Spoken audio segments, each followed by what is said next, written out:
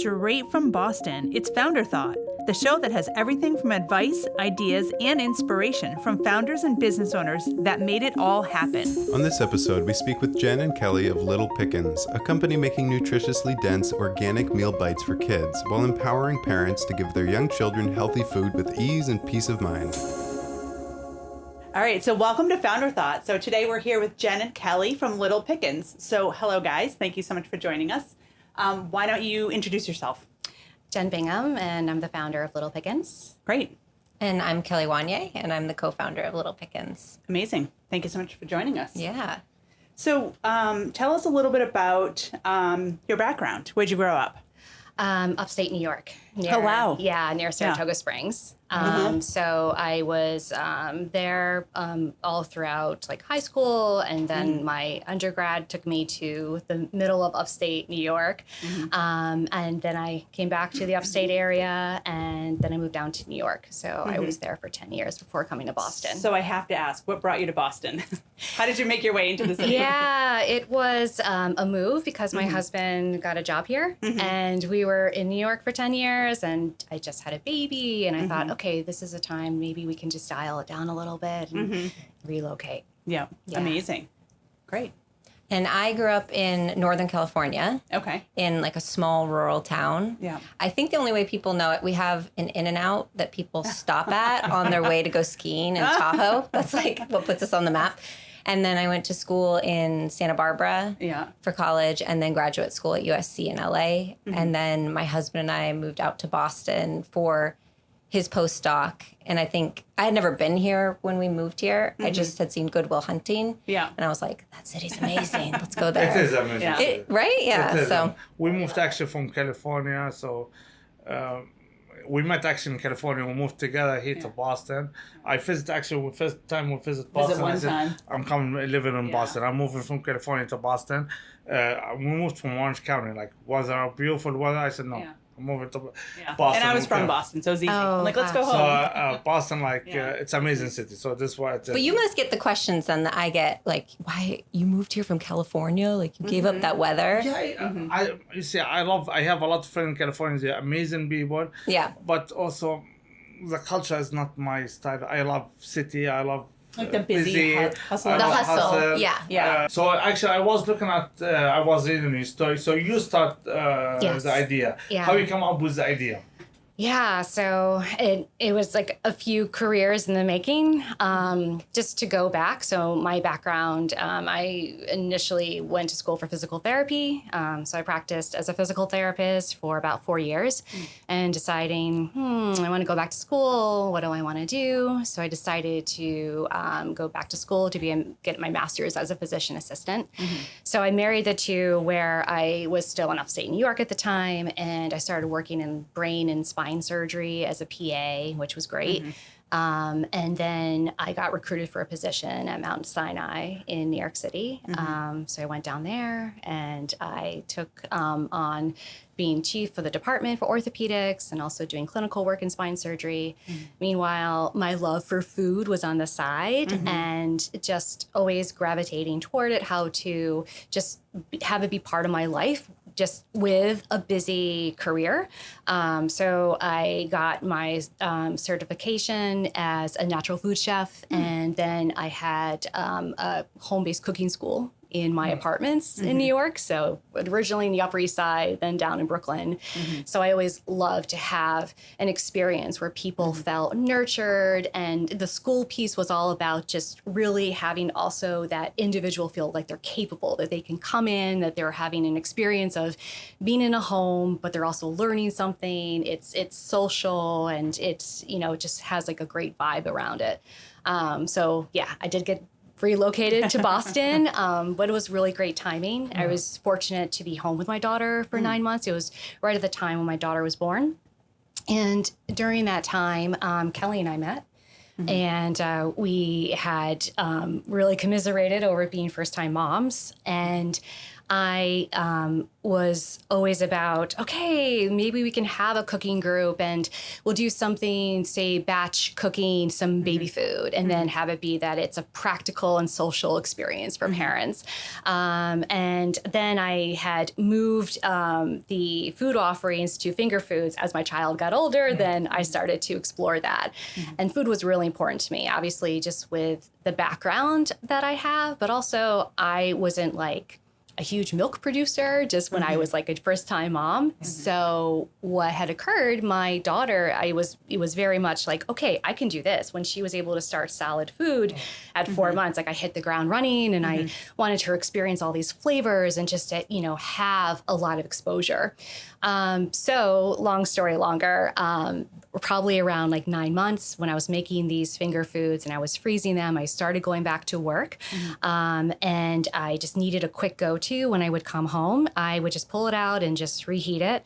And I thought, oh, wow, so I'm totally going to do a finger food class. But then I just had this aha moment thinking, you know what, I think I can help more people if I could bring this to market. And it was just one of those moments where I just sat down. I thought it's going to be named Little Pickins, and these are going to be the flavors, and this is how we're going to approach it. This is in one day? Oh, wow. It was just like one, and my daughter was home at the time, and so it felt like a joint venture. It felt like, this is truly.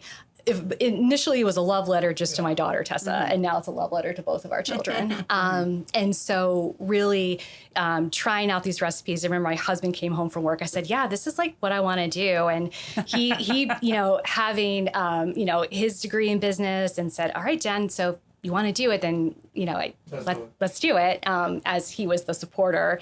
So I just wanted to prove my concept, right? So learning all these new terms, my husband would introduce me to. I'm more like a medical term person, so just the naivete of business. So I had contacted a bunch of family, like parent forums, and I would just say free food for free feedback. And I would just drive around Boston, and these trusting stranger parents would just, I would drop off a package. This was a snack for baby or for kids. Yeah, so for the babies. whole idea for baby. Okay. And so I described, on the forum just what I do and my background and what this is, and just then I would send out a survey afterwards so they can just really give me an opinion on what they thought. And meanwhile, Kelly and I, we continued to stay in touch. So she went back to her full-time job, and I was working, and we just continue to just, commiserate again, just with like the first time parenthood, having these careers and looking at what is it that we value, and also saying to her like, I think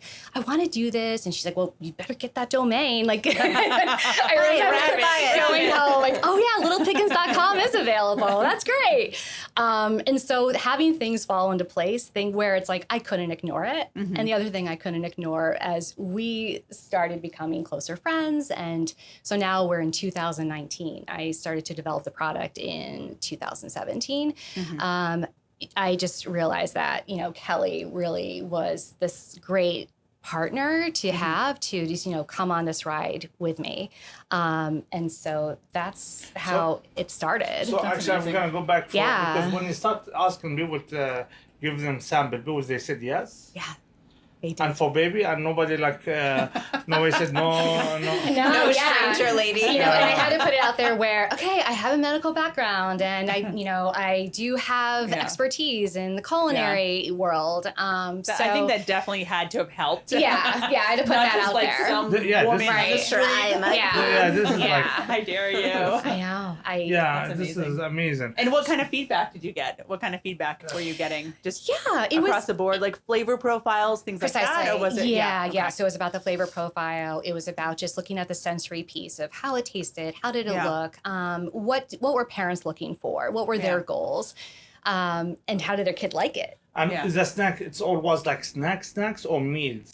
Yeah, so what we have, it's a meal bite. So that's how we refer to it as, where you have so many of those bites, that is a complete meal.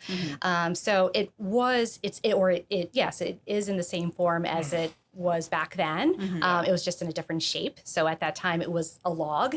And that was one of the feedbacks that I actually had, received, where, maybe it should be a shape, because some feedback about it being a log.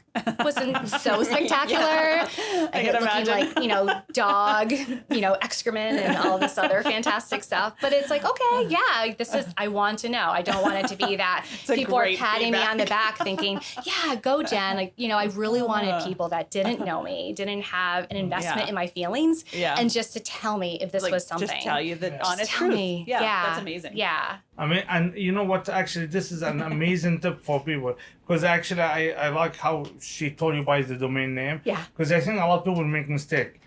I have probably 400 domain name, because any idea comes in my mind, I go buy the domain name. Oh wow. Because domain, it's real estate online. Yeah. So if any tip for anybody listening, if you have idea, first thing, buy the domain name, Right. because it will go away. $12. That's all it is. Yeah. Invest in it. Invest, because you have now, like, if somebody you have to pay like $5,000. Right. Some domain goes for $200,000 to buy it. It's a crazy number. Yeah, get it early for sure. So now the name. Before you met, you were decided. So how you came up with the name? I was just envisioning having my little one, and she was picking up something. So I just felt that Little Pickins, and so it was something that was endearing, and it was pithy enough to think that, okay, this is something that it basically gave information of what our product is, but not the whole farm. Yeah. So. Okay. So now when you met, obviously you were determined this why it is. You're going forward. I'm having a business. I'm doing it. Now, why you thought this is a good idea for you to jump in? This is also why you think it's, because I'm very curious about the partnership with people, because like me and Stephanie, we partnership and we husband and wife, and it's a lot of stuff happening there. So it's not easy challenge there. So I'm wondering how you guys do it. Like, yeah. So we met in a first time moms group when our kids were 5 weeks old. Yeah. And I was working in consulting before that, like in management consulting, and also doing video blogging on the side, DIY video blogging, because I liked consulting because you got to fix problems. It changed really fast. It was always new. And then video blogging, I could flex like the creative side, but I was growing tired of that. And so I was talking to my husband constantly about, I want to do something else. I don't know what that is. Then Jenn came to me with her idea, and we would go to spin class together on Saturdays. And so we would talk on the drives about this idea she had and how it was shaping up. And I would go inside after spin class and be like, I really want to work with Jenn, but and I had think no she idea. has it covered. So, and Tim was like, my husband was like, talk to her, tell her you want to get involved. And so when I was on maternity leave with my second son, that's when Jenn and I started talking more about the business. And I think the first thing you asked me to do was you were like, help me with copy on can the you website? help me with copy on the website? And so I was sitting one night, it was like 2 a.m. I was breastfeeding, and I was reading it, and I thought, well, this isn't my tone. Should I just do the grammatical corrections or rewrite it? And I just rewrote the whole thing. Yeah. And I sent it to her and said, I'm just sending you my thoughts. And I don't know, it was like a couple days later, a few weeks later, she had come to me to ask if I wanted to actually partner with her. And throughout her journey, I was one of those sampler moms who was filling out the surveys. I didn't write it looked like dog excrement, for the record. But I was a mom who worked a lot of hours a week. And when Jenn was saying, I'm thinking about teaching parents how to make this, I thought, I do not have time to do that, but that is awesome. And then when she said, I want to actually sell this to parents, I thought, this would make my life so much easier. I have a guaranteed meal for my son that I know is healthy. And I just thought there's got to be a market for this. And so when she came to me, I said, yes, I just jumped on the chance. That's amazing. So, now, this is actually, we're going to jump a little bit ahead, because I'm curious. Did you look at the market before you build it, like before you decide to open it? Is any compared online? Is any or in the stores? Is anybody does something like similar? I think I've always had this entrepreneurial brain where it's okay having this cooking school back in New York and just like how can this work, and then always thinking about something new and something that's creative, how to share it with other people. So no, first I just thought it's going to be Little Pickins and this is what's going to happen. Like I just had complete certainty that this was what will be. And then then I got grounded back into reality where my husband's like, okay, so, we need to do this like market search and sampling, and also having Kelly come on board and just looking at, it's a leap of faith, right? When we have, two people that go into a startup right from the beginning, or inviting somebody in. And I feel like that's even a further leap of faith. And I really give her so much credit, because it's a lot for me to say, okay, yeah, I've done this preliminary research. We looked at the market. We looked at, okay, how many parents are just even in New England, and what could be the potential market size for us. So you did this research. How We many? did. Yeah, you did. Yeah. And what the market sample size was like? Was big? I bet it was big. It's a lot of Yeah. babies in New England area. Yeah. Oh, There's a lot of gosh. babies That everywhere. was, but- that was so long ago. Oh, the But market size. was Yeah. yeah. So Yeah. so this what helped you. So now when you jump in, you came up. Did you have any objection about the name? No, I loved it. Yeah, and why? I thought it conveyed what the product was. It conveyed who the market is. Okay. It was different than anything else I'd heard before. And I just thought it was really cute. It's cute. Yeah. Yeah. It's Yeah. super cute. So now when you came together, guys, you decided to start this journey together. Now, did you put rules? Did you say, this is my rule, this is your own A role, rules. This what you can do, this what we can do. If major decision, I am the final decision in this. Did you do this, guys, or you just let's work together? It was let's work together, but I think there were natural delineations because we're so different in our skill sets and our backgrounds that it happened pretty naturally, where Jenn, it's her idea, it's her product. She has a culinary background. She understands production. Jenn and I used to make the Pickins together in our commercial kitchen, and I have no business being in a kitchen. Like, I would be peeling a zucchini, and Jenn would be like, She does a great job weighing stuff out. So. oh, you're so complimentary to find my sweet spots. Zucchini wasn't my thing. But, and I have the background in business. And so I like to think about the business model, the marketing, sales, that whole piece. And so there was just a very natural, we just started like running in our lanes. But in terms of decision making, we have had obviously sticky points where we disagree about stuff, and we come together and talk about those. There is no one who's like the final decision maker. I don't think No. we've ever had a moment like that where someone has like flexed their muscle. No, I don't think you can. Yeah. Because I think that if you're trying to be above somebody just with a power struggle, I don't know how that can work. And when we had this conversation, we had decided, okay, Kelly, she deserves the title of CEO, and as co-founder, I'm founder, and I just wanted for she to know that I valued her, I respected just what she was bringing to the table, and I just feel like that helps take away a lot of tension. And no, certainly, like as Kelly said, we had sticky moments, and I mean that's a nice word. I mean we have had some pretty uncomfortable moments, and that's okay. If you don't have these moments, something wrong. You're doing something not true. else. Yeah, something wrong. true. If you don't have this moment, something Yeah. wrong. And if you're not having the hard conversations, your business is going to suffer, because the Right. reason you have co-founders, I think, is that you are bringing different things to the table, and you should be wrestling with big ideas with each other, Push and pull. and have bringing different perspectives. And if you're not doing that, then we do a lot push pull up. well, Massive push. So Probably too much, yeah. Too much. But in the end, we disagree all about stuff, because in the end we want the best for the business. Yes. Right. We want the best for what we do. We want the best for our client, customer, whatever product we do, and we want the best for viewers. So this is what the agreement. I have a question really quick. Sure. So what are some of the big challenges that you guys face? Like right off the bat, like what was like one of the biggest things that you came across and you're like, holy moly, like how are we going to get over this, or what are we going to do? I think. Oh, sorry. You might have two different ones. Oh, we probably do. Yeah. So my challenge, and it was Kelly wanted to get cost just nailed it down. Yeah. Were you gonna say that too? yeah. And that was just. It's still difficult. It's Yeah. still difficult to understand like what our costs are.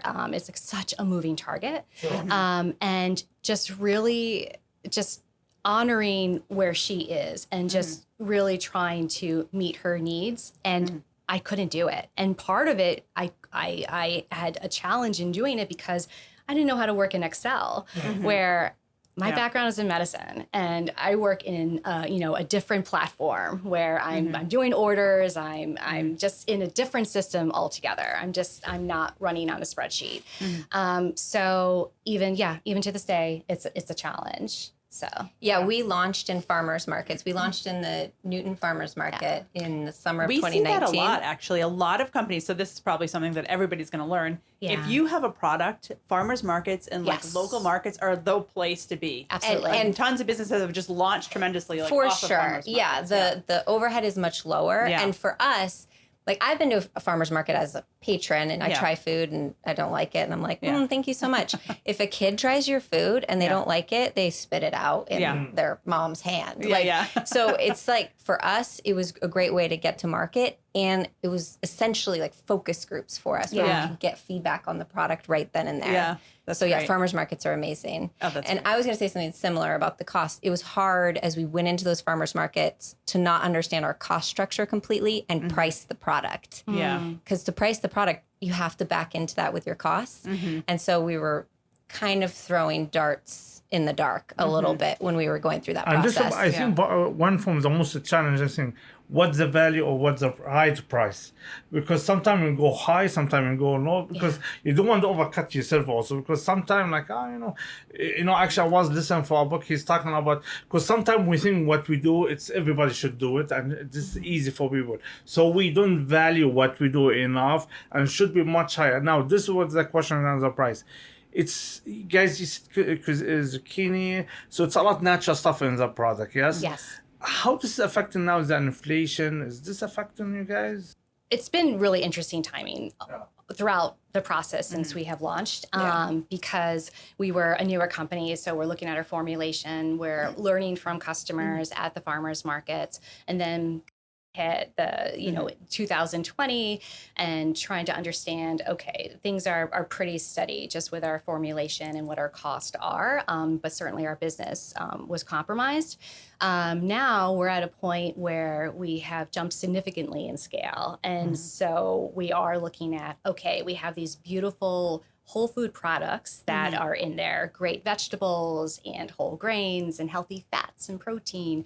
But how are we going to do this that, it's sustainable? Because it is a super challenge. And you would not believe just the random shortages that are out there. Yes. I was at a co-packer yesterday, and she was telling me that her pain point was a mulberry, that there was no mulberries to be had. I don't know what's minimum, but It's like a type of berry. But just as berry. an example, right? Exactly. You don't know. It's such a random berry. Why would there ever be a shortage, right?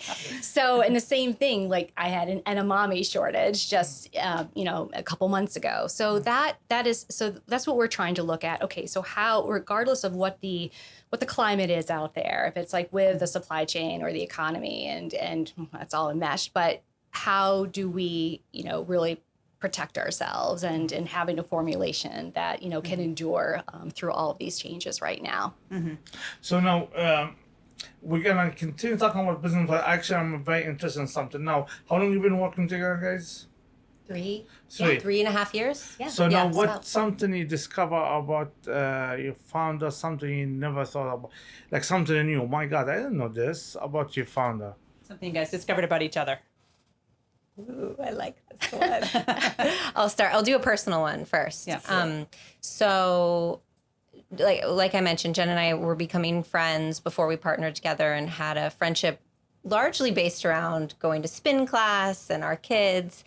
And so I would say I'm married, but I spend perhaps more time with Jen than I do my husband. This is like a marriage in my life.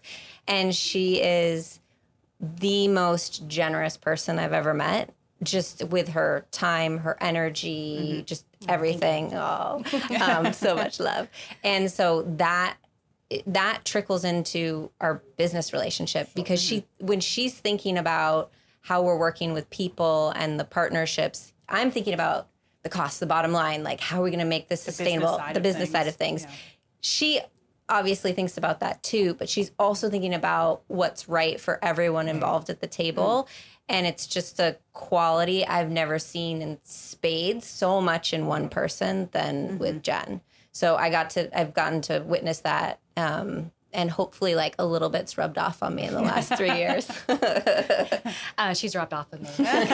So looking at the professionalism, it's Kelly's patience, where she can just be so metered. And I'm certainly one that could just be pretty emotional. I mean, she has emotions, but I can certainly be more animated, and have learned so much just with how to approach something, how to be objective, because I can be this pretty intuitive person and it helps, but a lot of time, sometimes it can get in the way. So she has really helped me come to the table and just to have a disposition that I think works better for an outcome sometimes. Yeah. Good. So now we start the business, guys. You start your journey together. Now we decide how we come up with packages, because I think this is probably one of the most challenging thing for packaging. two things. I think what if you can explain for us, especially because we spoke with a lot of people in food last couple of months, and I hear the same challenges: where to cook the stuff, is the storage of the stuff, and the package of the stuff. Is this was the challenges for you guys? The evolution of our packaging is, I have all the packages that we've gone through over the years under my desk. So when we started in the farmer's market, we were using these craft paper bags. I think it's kind of what coffee is sold in, like the where you tie it down. Fold it down. And then we would put stickers on it, which our stickers said "Moms on a Mission." And I sent a picture to my friend in LA. We had sold a ton of them. And she said, "You know that it says Moms on a Mission?" We spelled it wrong and have been selling it like that. And we slowly moved up to nicer craft bags, and then finally got our digital screened print bags. And we've gotten more cost effective. We've been able to use our packaging to really drive our brand, which we were not doing in the beginning. When we pitched to Whole Foods, we gave them our product in a box, our craft bags, and then on top, we printed a picture of what our bags would look like if we were in Whole Foods, which worked. Yeah. And then we were able to use that to then kind of scale and get to the packaging that we really wanted. But it's an evolution. We're going through a rebrand right now to really drive home to customers the key differentiators about our product, so that it stands out on the shelf next to our competitors. What are some of those things? Like what makes you different? So we're organic. We're a meal and a bite. Our neighbors on the shelf, they're more like a tater tot, which I grew up on and love, but they're not a meal. We're packed with vegetables, whole grains, protein, fiber. And so making sure that the customer can see that right away on the front of the package is hard to do, because you don't want it to be cluttered, and you still want it to be clean and fun. But drawing them in with those differentiators is really important for us. Great. So now it's organic? Yeah. You see, I didn't know that. So if it's organic, do you have supplies locally? How you supplies your product? They're all over the country. All over the country. It's been a challenge. This is a challenge. Wow. Yeah, absolutely. Okay, so now I just wanted to understand: are they frozen or are they're frozen. Yeah. So now you bitch for Whole Food. This is actually how you guys get to Whole Food. Did you work with How'd you get here? Because Foot in the it's door. not easy, an easy thing to do. Do you have connection? Did you sign up with a company help you to get there? How you did, guys? So we met the buyer through Commonwealth Kitchen, where we produce. And then I am a big fan of the squeaky wheel gets the grease mentality. So I try What to... does this mean? Squeaky wheel gets the grease. Like, if you're persistent and keep speaking up, then someone eventually has to respond to you. Okay. So I just kept sending her updates about our product, new things we were doing. Finally, she got back to us and said, at that point, I think we weren't organic. And she said, to be in the baby food section at Whole Foods, you need to be organic, which was something we really wanted to do, but weren't sure we could afford. And it was kind of the kick we needed to get us to through the organic certification process, and then to really be evaluated by Whole Foods. Oh, cool. Yeah. How long was that process? Must have been a while, right? So Can't imagine that's easy. It started I met her in, I think, June of 2019. Yeah. Maybe a little before that. We were on shelves January 2021. Oh, wow. So it 2 took, years. It took, 2 years. 2 years. yeah, or a year. like a year about. Yeah, End to ish. end. Yeah. Okay, so now in Whole Food in every store or only New England area? Yeah, in New England. New England area. Okay, now what do you see you guys self in the future? See as the, what was that? Yourself in See the yourself future. in the future. Like, where do you see this going? So I think in terms of our mission, we're driven by two things. We want to fill little bellies with nutritious food, and we want to make parents' lives easier. So we want to do that nationwide, hopefully with Whole Foods, hopefully with some big box suppliers and staying in specialty stores as well, and really becoming part of the home and how people think about their food. Like I was thinking about yesterday, you know, now that we're in these Whole Foods, we're in, like, there are tons of kids across New England right now opening their lunchbox and eating Little Pickins. And I just think that's so cool. And we just want to be able to do that on a much larger scale. What's the age range of, like, how old are kids that usually eat Little Pickins? 1 to 3 is the real sweet spot, but like 1 to 5. Yeah. Yeah. But grown-ups like us as well. So I would imagine if they're good. yeah. I eat a lot of them. Yeah, we do demos at Whole Foods. And Yeah. so we have adults that are coming in and they're saying, I don't have a kid at home, but I'm actually going to run over to the freezer section and buy a bag. Yeah. So it's something where it's not very filling and it's wholesome. So it does attract a lot of adults. Yeah. And it's something great. where it's versatile. It's not just, oh, you're going to stay in this meal bite. You can take it and you can incorporate it in, say, as like a taco mash. Like this is something that you can incorporate with other things or put it into a pasta sauce. So you can just all of a sudden boost up the nutrition of sauce with some protein and vegetables and also its flavor. So there's a lot of great things. We have recipes out there just with how you can use the Pickins in different formats. And actually, just talking about the recipe, did your recipe change from the first you start? Yeah, it did. Yeah, certainly did. like from the kitchen. Yeah. And it's continuing to evolve. Evolved and Yeah. changed. But it's for us, it's all about just continuing with quality. I mean, Yeah. that really is our mainstay. Yeah. So just now, going from there. when you start working together, did you have a goal? Did you sit down and say, okay, our goals? Because I feel a lot of entrepreneur people, they have ideas, but they never really put goals down. They never a lot of people, they just keep talking about ideas. I know a lot of people just keep, but they never take an action. So did you put goals? How you guys The first day, so Jen approached me about partnering, and then a day or two later, I came over to her house and we had a real meeting about what that meant and what it would look like. And we talked about, in that initial conversation, lifestyle business versus exit and acquisition, and what both our goals would be with the company. And we aligned right away on that. We aligned on what type of channels we would pursue, where we are in the business, what the next steps would be. Like, we laid that out in that first meeting when we were really solidifying our partnership.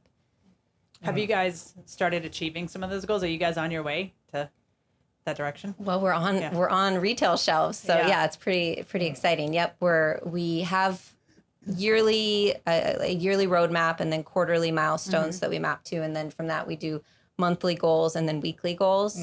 It's just a way for us to kind of stay on track and be accountable to each other. Yeah. And yeah, it's really nice when we're able to say, like, oh, Jen went and visited the co-packer yesterday, and we're that much closer to actually working with a co-packer. And I met with a buyer from this retailer, and now that's in talks. And so and people can buy it online or not? We started with it. So after the farmers markets, we started delivering in and around Boston to people's homes, just Jen and I, on their doorsteps. And then when we were getting some traction, we decided to do a online D2C program in 5 states where we would ship to them. And the reason being, we thought, okay, we're not quite at the wholesale part yet, and we see a lot of D2C movement, and maybe we can capitalize on that. Shipping frozen is really hard and really expensive. And we did our own fulfillment process.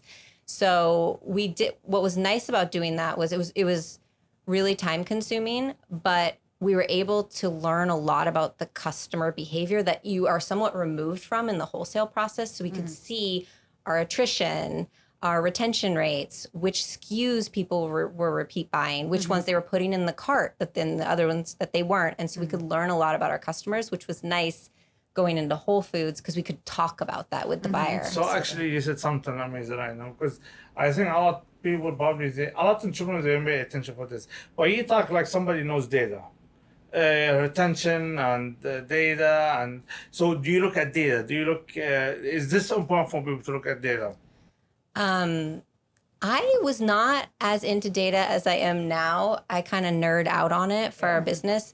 Yeah, we have a pretty intense sales tracker, which shows our daily sales at every store. And then we use that data to look at which days were most effective, which times of day. When we do demos, what happens to our sales? How long do we experience the tail of that demo? Like, does it last weeks? Does it last just that day?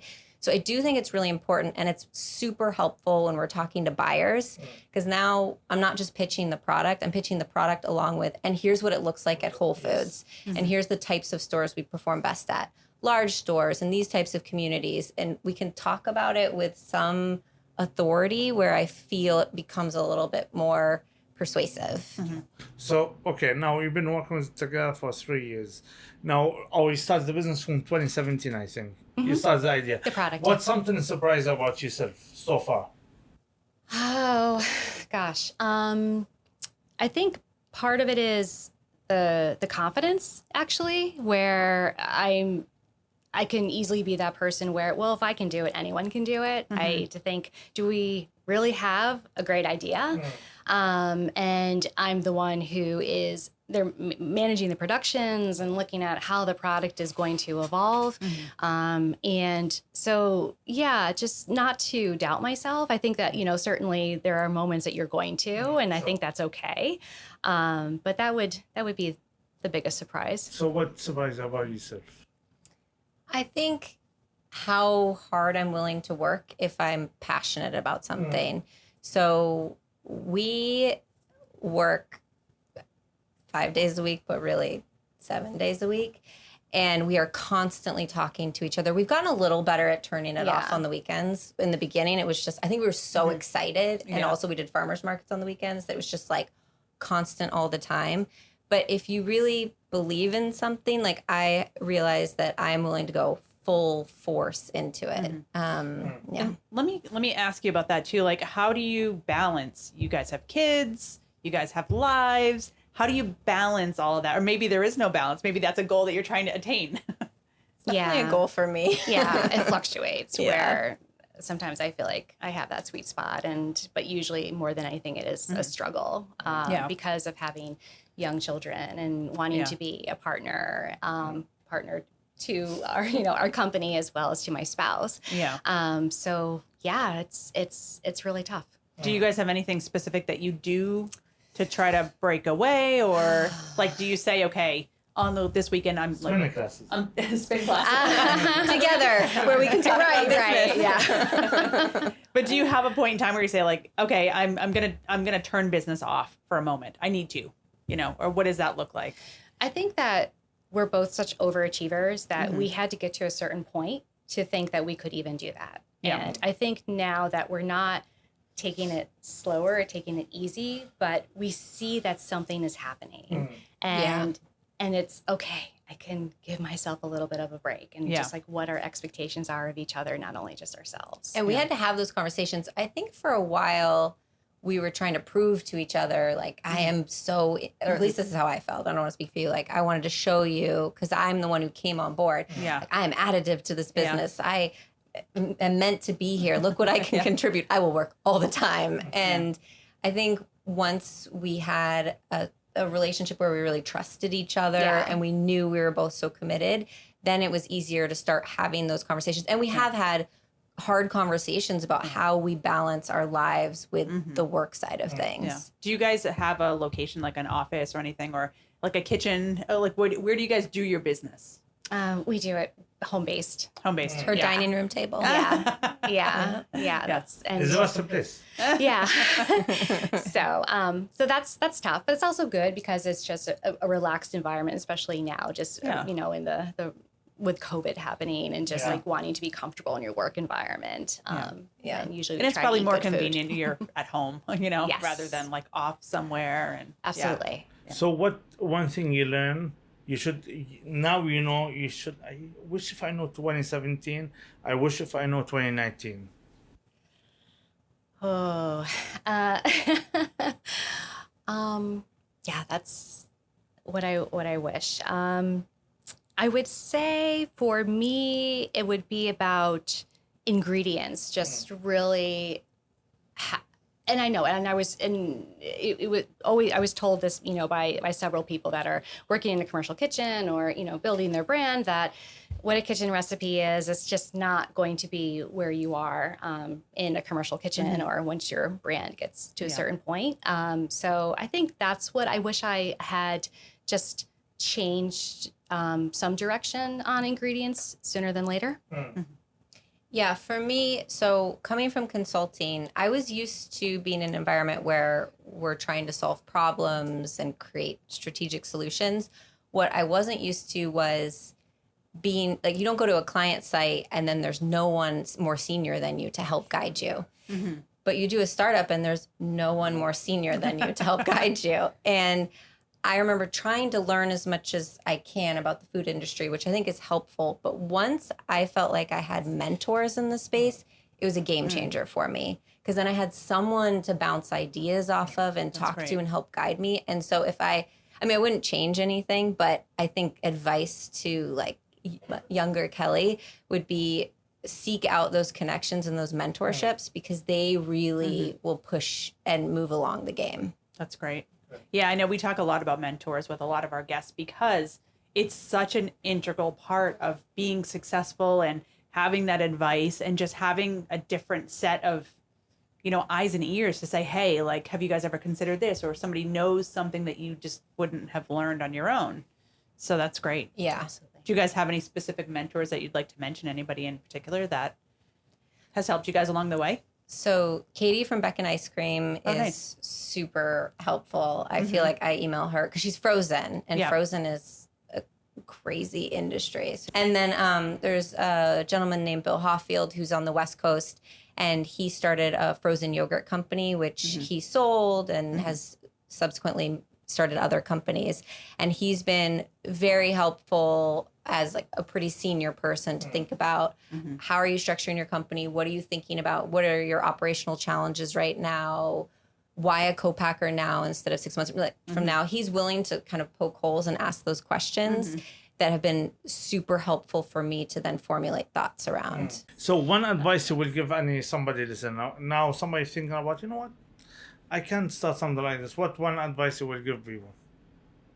Somebody entrepreneur, business owner, some people want to start new. What advice? I think this is going to be different than I would assume most people would say like stay focused on one strategy, which I can see the upside of that. I would actually say stay super agile and flexible. Don't invest a ton of money in, let's say if you're thinking omni-channel, like which channel you want to do or exactly what your product is. Try to be as lean as possible, but pursue maybe a couple things if you're thinking different strategies might work, and then see where you start to get traction and then doggedly follow that. I think that really helped us when we were thinking farmers markets and then frozen shipping and wholesale. We didn't invest a lot of money in any of those. We did it all ourselves. And so there's a time investment that we certainly made, but not as much of a financial investment. And then we could see, okay, shipping frozen is such a pain. Like I just cannot spend 6 hours a day doing this. Wholesale makes a lot more sense. And then we could move in that direction. And a lot of that, basically lean practices has been that way across the board. And even just launching to Whole Foods where they said, okay, so you need to have your packaging, sent to have it, the pictures and such. And we didn't have our packaging printed because we didn't want to pull the trigger on that until we had an account to say, oh, yes, we can go, because it's an investment. The same thing, USDA organic certification. I do all of that work rather than for us to outsource that. I think the organic certificate is very hard to get. Yes? It's time consuming. I heard it's like really been in the ass. Yeah, it is. Yeah. But for us, we felt that this was going to be, because we're in a shared kitchen space, and it was a good way for us to have a quality standard that we need to perform and, to produce at this level. So in your package, it say it's organic. Yes. Oh wow. Yes. Okay. Yeah. Yeah. Okay. So is there anything else? Any like final pieces of advice or direction? I guess I actually have one more question.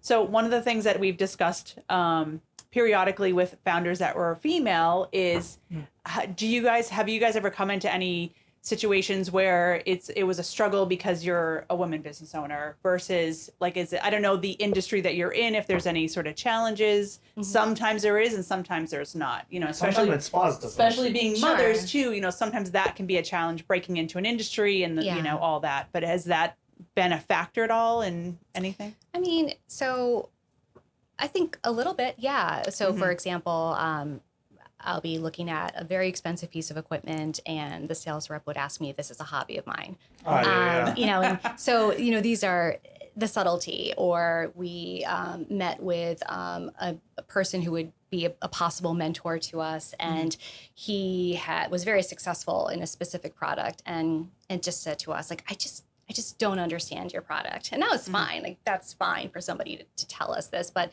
not wanting to learn, where I couldn't help myself but ask, with all due respect, did your wife stay home with your children? And so he didn't have to worry about the meal planning and what goes around having your kids grow up and to, grow up with a good, nutritious foundation.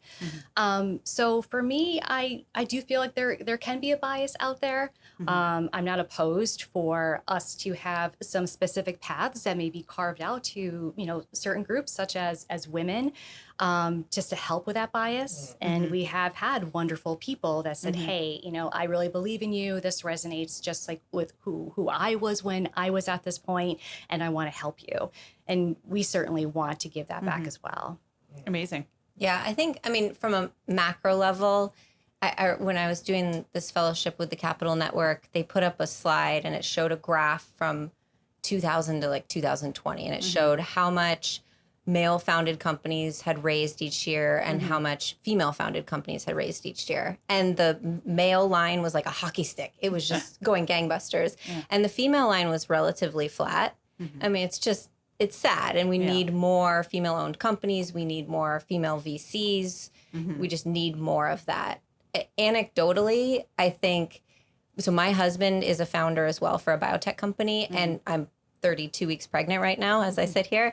And I was asking him, how are you having conversations with your customers about that you need to go out on paternity leave? Because I'm thinking about that and how I'm going to tee it up and how I'm going to talk to people about it. And he's like, I'll just mention it if I need to mention it. And I thought, oh, wow, that's a different mindset. I'm trying to anticipate people's needs and how I can take maternity leave, but still be there for the customers.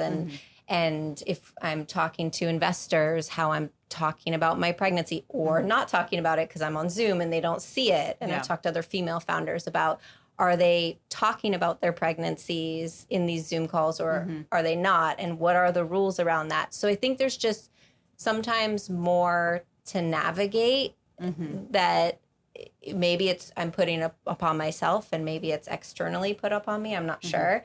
There's some balance there, but there's definitely some differences and challenges. And to Jenn's point, I do think getting the women-owned business certification certainly helps and opens up doors. And I would recommend that to any female-founded company, CPG company, to do that, because buyers are having different conversations now with potential customers. They're looking at not just what the product is that they're putting on the shelf, but who the team is that's making that product, and making sure that there's some diversity in the products and those teams. And so I think at this point, at this stage in the world, as we're sort of course correcting, it can only help in those conversations. Yeah, that's great. All right. So anything final that you guys want to add? Anything else that you think that we haven't spoken about that you think would be valuable? I think if people have an idea, they should go for it. Keep your day job. Yeah. You can do it at night. You can do it on the weekend. Even if you have little kids, you can kind of pursue that dream and see if there's anything there, see if there's a market space there.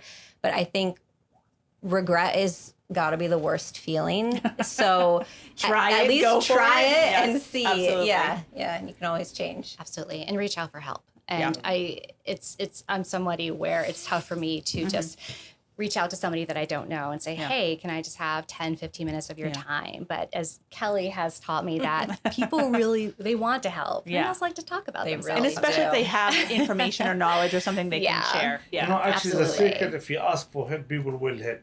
For sure. Actually, my background says, Labia, one from the says training, like, ask for help. Don't be, just ask. Ask for help. People would love to help. They love to feel helpful. People just ask for Absolutely. help, because other people, just ask, man.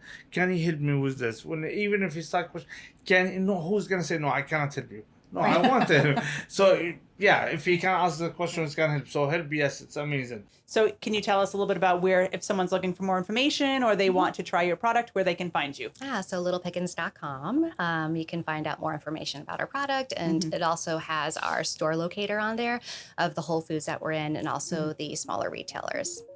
Amazing. So I guess that's all for today. So thank you guys so much for joining us. Thanks for having us. Thank you, guys. Thanks. Thank you for listening to Founder Thought. You can find more episodes wherever you listen to podcasts or on the web at founderthought.com. Founder Thought is a production of Pepper Gang.